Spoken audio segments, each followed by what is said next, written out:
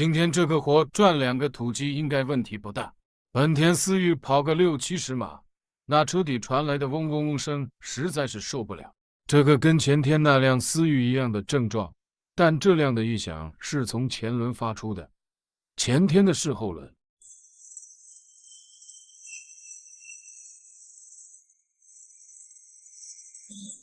这种轴承拆装比较复杂，必须得用上压床才行。经过749分钟的手忙脚乱下，终于再压好了。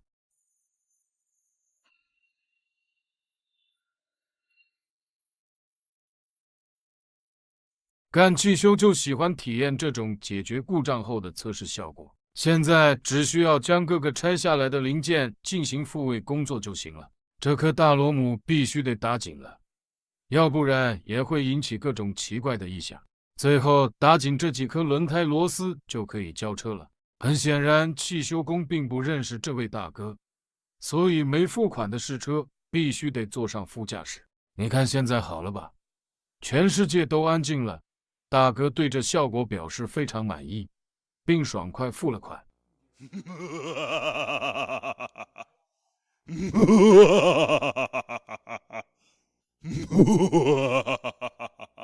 那句话怎么来着？